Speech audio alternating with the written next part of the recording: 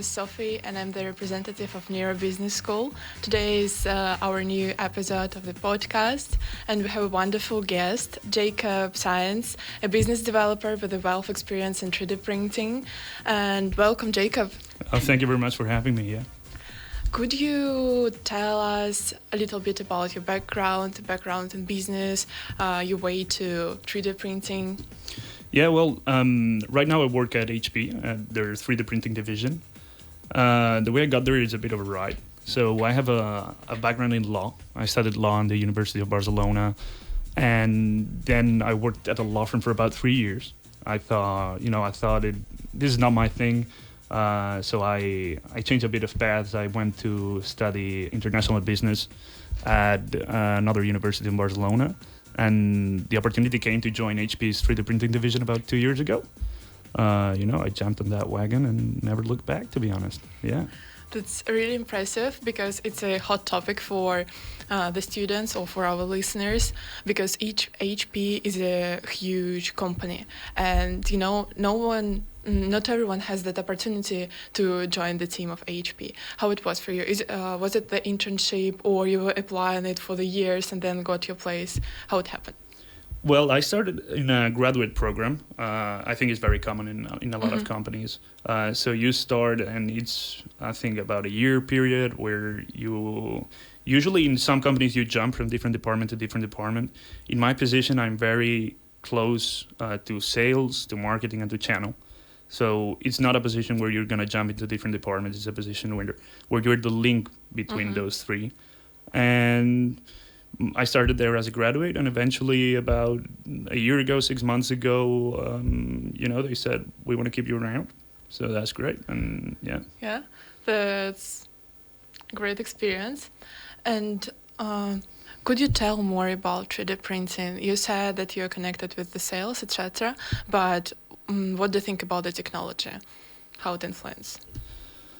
Well, I think when it comes to the new technological revolution, so what it's been called like Tech 4.0, that includes big data, robotics, automation, and one of the big segments in that 4.0 technology is 3D printing. To me, the most interesting one, maybe because of my background, maybe because of what I do now, of the influence it has on manufacturing and on the way things are being manufactured. So to me, that's what I'm most passionate about when it comes to the new industrial revolution. But I think that we are seeing that in every segment, in every industry. It's across all industries, from Wall Street to manufacturing to automotive. So it's having a huge influence, all the big data that now companies need to handle. AI also a big topic right now, right? Yes. Everyone is talking about AI. Yes. But it's true. I mean, we based our decisions on data, and that data has to be processed. And we have so much data that either you have an algorithm that helps you in processing it, or you're out of the game. So, and then when it comes to particularly in 3D, it's huge. Like people usually think about 3D like small 3D printers that are tiny and a desk on top of a desk, yes, and just making little prototyping. 3D is that, but it's also industrial machinery. For example, at HP, we are not doing small printers. We're not doing prototyping. We're making industrial manufacturing. It's printers that are used to make 10,000, 20,000, up to 130,000 parts. And we're not the only company out there doing it. We have EOS in Germany, for example, huge company. They've been around 3D for a very long time. Stratasys, also a huge company. Some of their printers are industrial. Some of their printers are not as industrial. But yeah, GE, there are a ton of Renishaw talking about metal. Also, HP has a metal solution now that I think came into the market about 6-7 months ago. So yeah, 3D entitles a lot. Yes. Okay, I understood that we could separate the 3D for the two markets. The first one, like the small one for personalized, and those for the huge industries like plants and factories, specifically what you're doing in HP. And what are the benefits companies has by implementing the 3D in their businesses, for instance, for those like companies and industries? for the production. So I like that you created a differentiation that already. That's great, because maybe sometimes you talk about 3D with certain people and it takes an hour for them to understand what you're trying to say. Usually it's on me. But yeah, I think when it comes to 3D, there are very different segments. First, when it comes to the material, so you have 3D printing that works with plastic, you have 3D printing that works with metal. Very different solutions. Usually the people that have plastic don't have metal, and the people that have metal don't have plastic. And then the other big thing, and that's what you were talking about, is one type of 3D is for prototyping, and that's very legit, and that's great, and that's what has been around for the last 30 years. And another 3D is for maybe short production, so 10, 20, 30 parts. And then the third type of 3D is industrial 3D printing. Yeah. Each segment has different benefits. One thing that is common to all segments is the power that you have when you have a 3D printer. It doesn't matter what kind of 3D printer you're talking about, of having the product in hand. Maybe you are designing in the morning, you already have it in the afternoon or the day after. So you're working with a prototype that you have in your hand. So if you have a technical office, if you have designers, if you have product managers, product developers, if you design for manufacturer or you manufacture, that's a huge win. Because before you design it, you send it to be, so a mold gets made in China or whatever market you're working with. You get the mold, then the mold is sent over to Spain again, then you inject it, then you have the part. It's taken 3 weeks. Yes. And you're talking about a prototype here. You're not talking about the final part. You're talking about developing something that maybe it's the final part, maybe it's not. Nowadays, that step goes down from 3-4 weeks to 1 day. That has a huge impact in product development and in time to market. And that's general regardless of the 3D printer that you have. So small, medium, or big. Then there are other benefits that apply, and I'm going to talk here about industrial 3D printing because that's what I do, and I'm sure that the guys that are manufacturing or selling small printers can give you 1,000 more benefits for those. But when it comes to industrial 3D printing, one big thing, it's sustainability. Like nowadays, there's no way you're launching a product into the market if it's not sustainable or more sustainable than the current solution. Like the market will not get it. People are not going to buy it. People are not going to get, before coming here, for example, I was in a meeting with a customer, future customer, probably. Let's put it as that. And the first thing he said is, I need a solution that is more sustainable than what I'm doing now. More sustainable can be that the plastic is more recyclable, that the plastics come from vegetable oil, for example, like the polyamide 11 we work with, or other companies. I'm not here to talk about HP. Other companies have other plastic solutions that are more sustainable. It means the fact that the process is more recyclable than before. So in our process of manufacturing, we're reusing up to 90% of the plastic. So we use 90% of old reused plastic and 10% of new plastic. That has a huge impact on the environment. Yes. It has an economic impact also on the customer, but a huge impact on the environment. Logistics. The fact that if you have a 3D printer in Spain that it's used to manufacture for the Spanish market, and one in Germany manufacturing for the German market, and one in the US manufacturing for the American market, means that you don't have to ship parts around. You have to ship them within Spain or within France or within the US or within Russia, but you don't have to ship parts from Taiwan or China or Singapore, which is where usually people manufacture, all the way to these markets. So it has a huge impact on the environment. It has a huge impact on the 2030 agenda that we are all bound by. And it's good. It's good. I'm not complaining. But that has a great impact. And then one thing that I love is the digital warehouse. And that sometimes requires a little bit of an explanation. So, for example, one of our big customers is Jaguar. Jaguar, from the Land Rover group, they make really cool cars now, but 20, 30 years ago, they also made really cool cars. And those cars are still in the market, and sometimes parts break.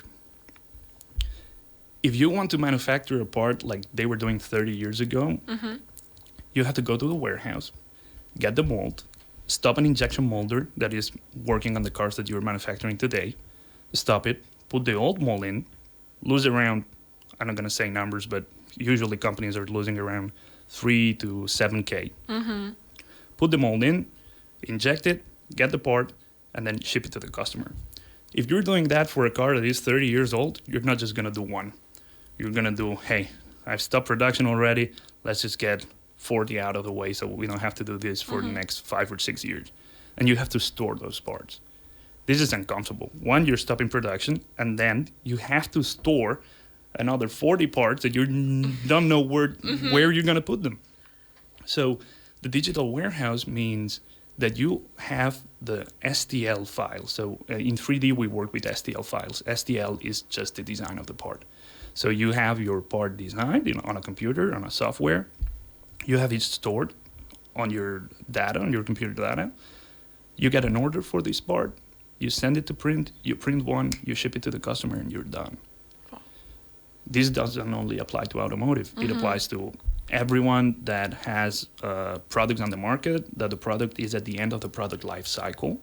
So you have to give service to those customers because they trusted you, they brought your product, and you're not going to leave them hanging, right?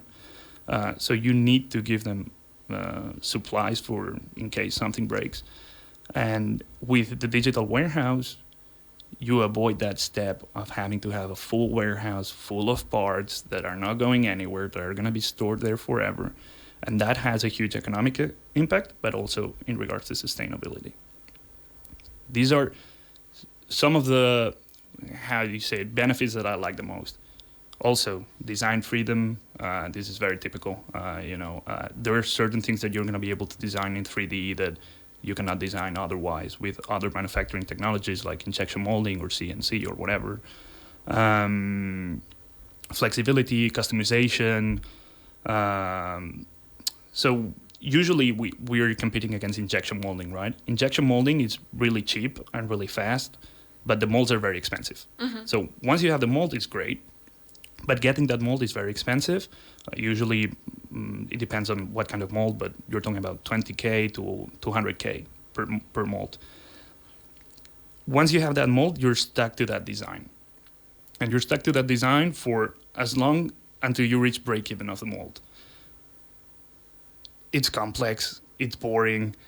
You have to keep producing things the same way. With 3D, you don't have that break-even point. If tomorrow you want to change the design, you change it, because you're not stuck to a mold. So if you think about an improvement to your product, the day after you can apply that improvement.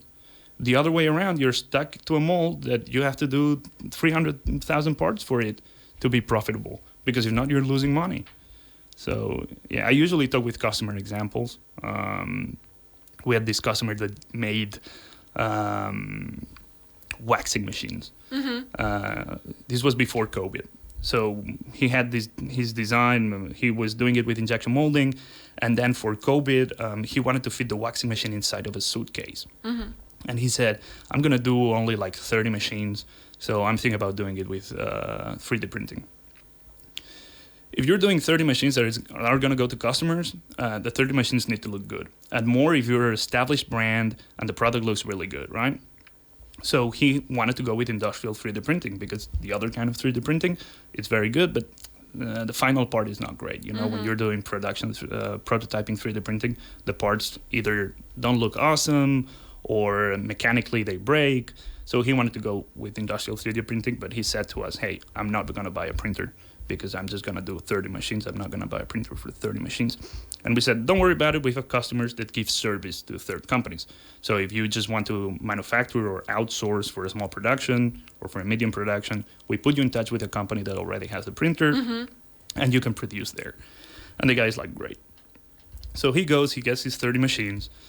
They fit on a suitcase and he's super happy with it. And I think that afterwards he polished, painted, and did something else. So the parts looked like injection molding parts. He was really happy with it. Then he called us one day and he said, hey, I was thinking of making some design changes and stuff like that.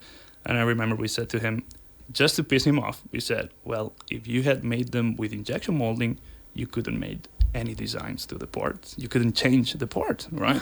And he's like, yeah, I know.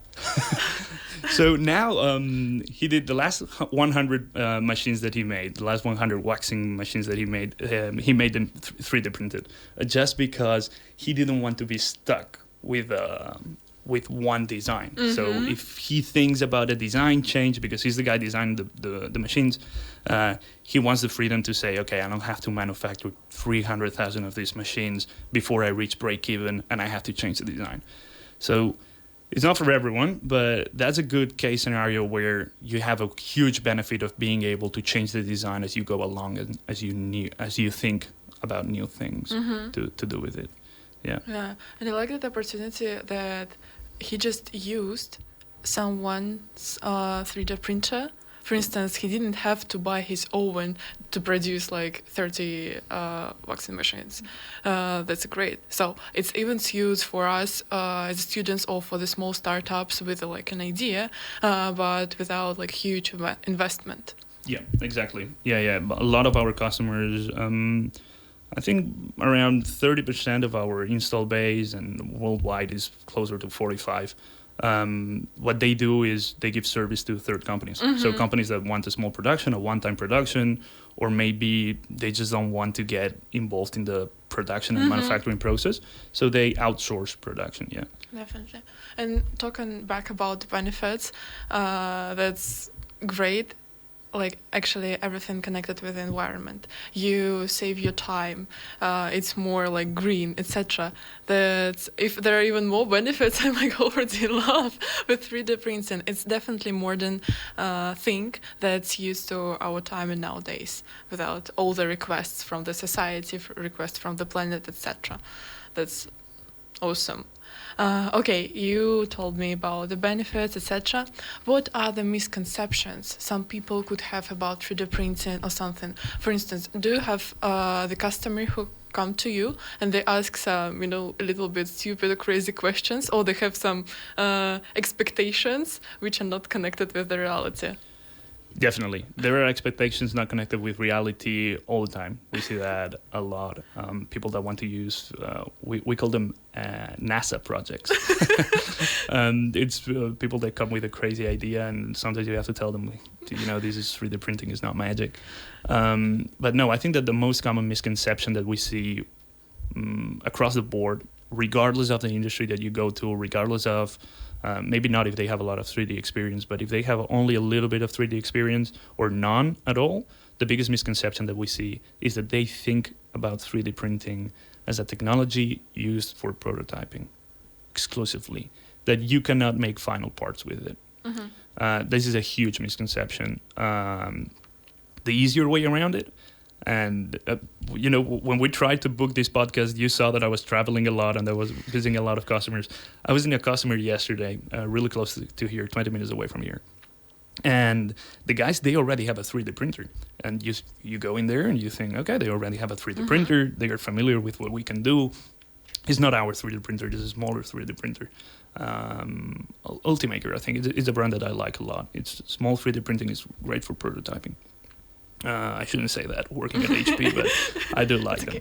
So the customer has this printer, and we're going to the meeting. They had sent us some parts and stuff, and they wanted us to test the technology, but they want us to go in there and see what they were doing and see if it's feasible to do 3D printing.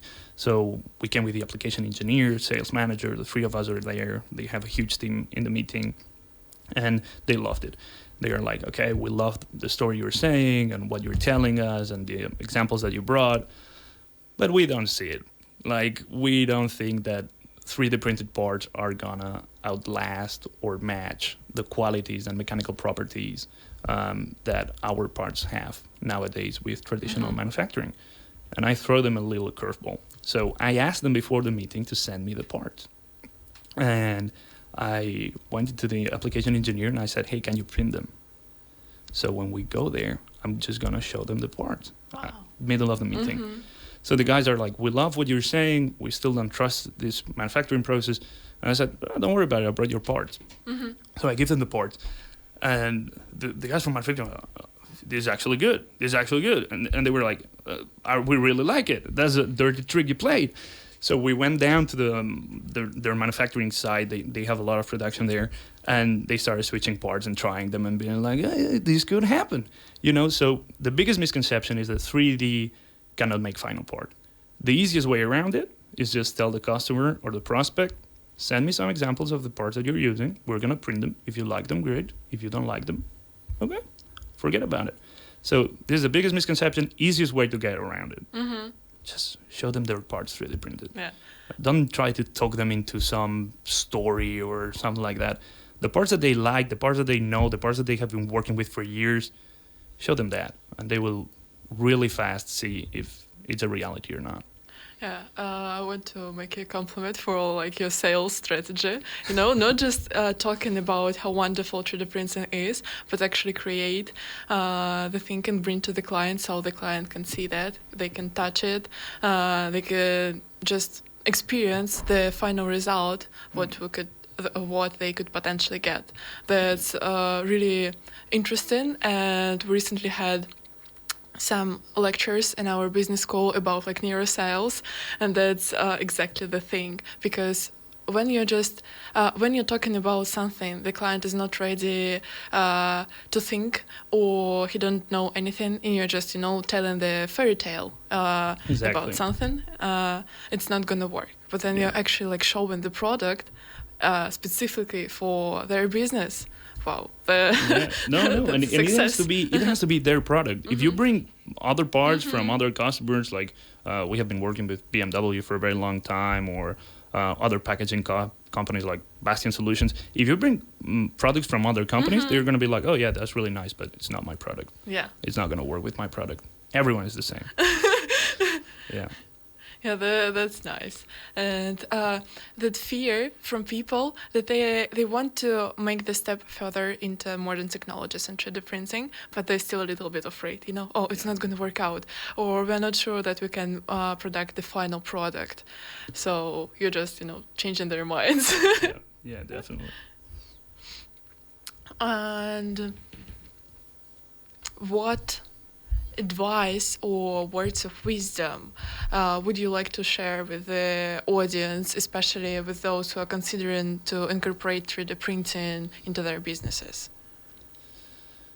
Okay, so I think there are different ways of tackling this. I think one of the most common things when you go to a trade show of industrial manufacturing or traditional technologies, you see a lot of people that are afraid of 3D printing and the future of 3D printing because they think that we are here to take over. Mm-hmm. And that's not true. 3D printing is not here to take over. It's a complementary technology. At least that's how we see it at HP. That's how I see it. You're not going to get rid of injection molding. Injection molding is great. Injection molding, where you're trying to make 1 million parts, 2 million parts, 3 million parts that are exactly the same, injection molding is the way to go. And it's today and it's going to be 5 years from now. There are certain parts that are going to be made in CNC, regardless of how good 3D printing gets. Mm-hmm. So for me, it's a complementary technology. Maybe a guy that has 19 injection molders jumps to one 3D printer. Now he has 19 injection molders and one 3D printer. And when he's going to buy the 20th injection molder, then maybe he gets a second 3D printer. But it's not here to take over. For me, it's a complementary technology in the way that, I don't know, for example, you have a toolbox, and the toolbox, you have a hammer, right? And one day someone brings in a screwdriver, and you're like, oh my God, I love it. You love the screwdriver, but you're not going to get rid of the hammer because sometimes you're going to need the hammer, right? Yeah. So that's how I see 3D. That's how a lot of people that have been around 3D for a very long time see it. Don't be afraid of it. Don't think that it's going to take over. Don't think that maybe 20 years from now, I don't know, but 5 years from now, not everything is going to be 3D printed. Just certain things. Yeah. Mm-hmm. Okay, so shortly for me, if you want to use 3D printing, firstly, you should believe that it's actually working, but not think that it's magic. Yeah, exactly. It's not magic. Yeah. So stay realistic, believe in the modern technologies, but not too much. Yeah, no. If you have a project, just talk to people that have been doing 3D printing. There are a ton of companies out there that either sell equipment or that they work with equipment, they outsource, they are resellers of tons of equipment. and just talk to them. Go to a 3D printing trade show. See what's out there. See what can be done and what cannot be done, and just bring your ideas. Yeah, just quick research to Yeah. find the opportunities. That's great. Yeah. Now I want to switch a little bit to the live part, from the 3D printing and official things. Have you ever tried to build some kind of a business as a join the startup before, like 3D printing? Well, I always work in what we call in Spain pymes, which is small and medium companies. And there, it's the life is very different. HP, for example, they have 60,000 employees, 63 billion in revenue last year. I have never worked at a company with more than 20 people. So our day-to-day is very different. And in smaller companies, you're pushed in innovation a lot, right? What can we do that is out of the box? What can we do that is new? So that entrepreneurial mentality is always there in a small company. And in a big company, a lot of times you don't see that. But I'm grateful to say that the team I work with, the marketing department, sales, we are always open to that entrepreneurial mindset. And any idea is a good idea. You can freely throw it on the table and see if it works or not. Personally, law firm, real estate, a little bit of my own thing before joining the 3D printing industry, but I've never maybe had the balls to say I'm gonna just start my own company and do my own thing. Yeah, that's interesting because even for me, I think that I'm not ready to create something on my own. I don't want to launch some kind of a business or run a company, but I really enjoy to work on someone else, to help inside the company, to help the company growth, to learn myself, to educate myself, etc. And maybe for some people, not everyone is an entrepreneur who will have its own business. It's also great when you can just be the part of the team.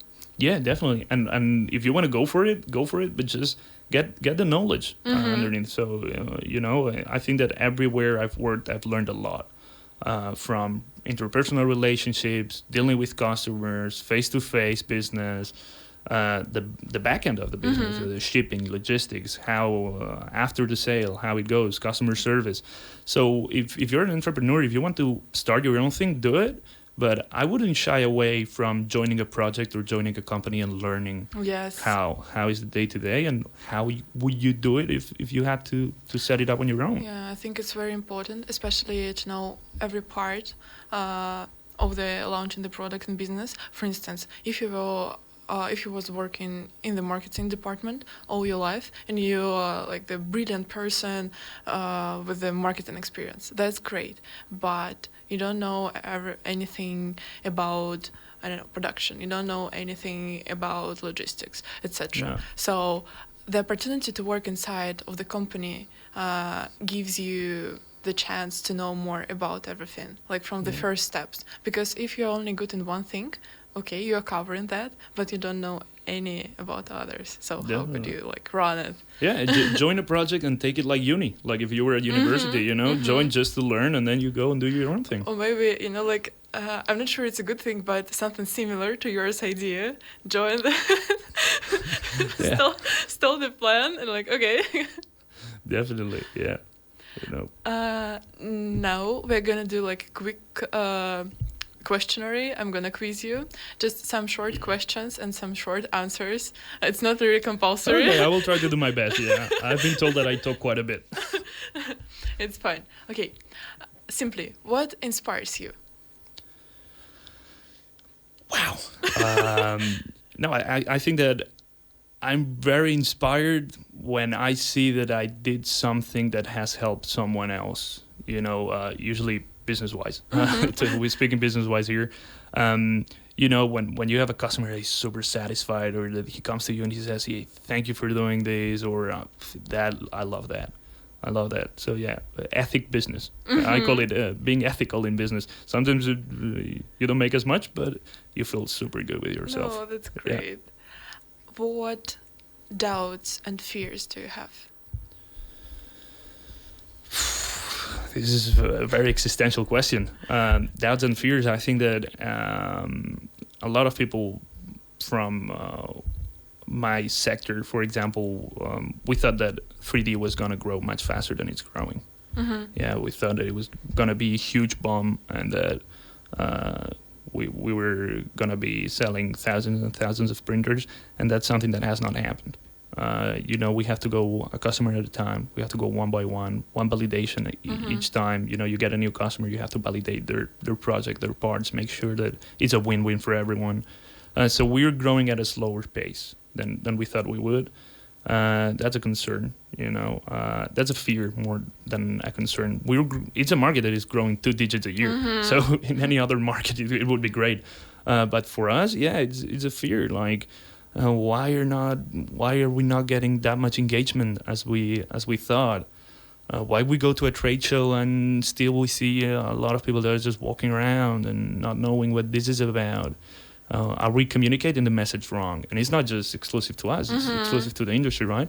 So I think that's a bit of a concern that we have. We have very happy customers, but we have a lot of people that don't know what we do and that have a lot of misconceptions on what we're doing. So that's a fear. Are we making a mistake in our communication strategy? Should we do more podcasts? You have to be patient, but at the same time you're tired of waiting for not for the miracle, but for the time when people will know more about 3D printing, about their opportunities, etc.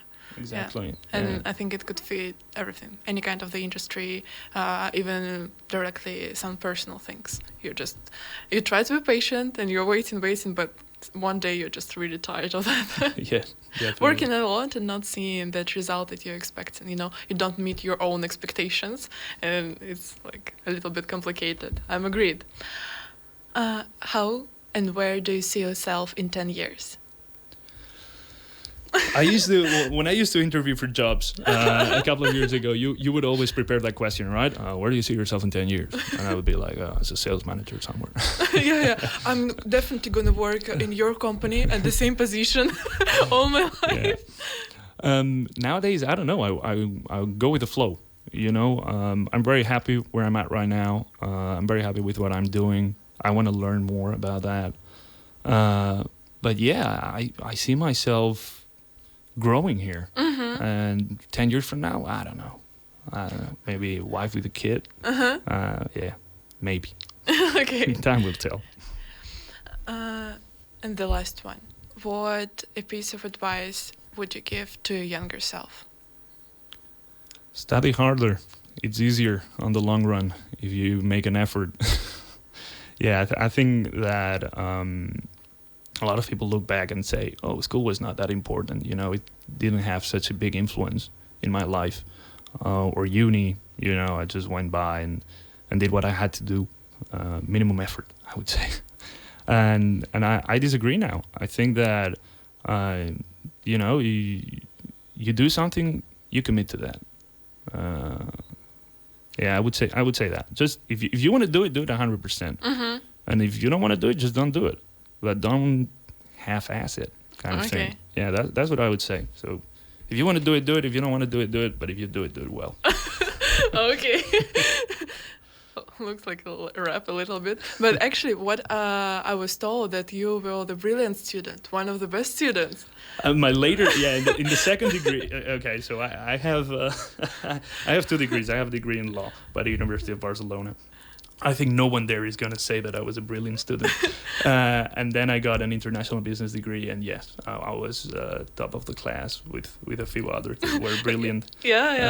But you said younger self. Yes. When I did the second degree, I was not that young. Okay, perfect. And thank you, Jacob, for sharing with us all the benefits of the 3D printing, the misconceptions, and how to implement it in your business. It's been a pleasure to having you today. Thank you. No, thank you very much for having me. I had a lovely time. Yeah. Thank you. Bye. Bye.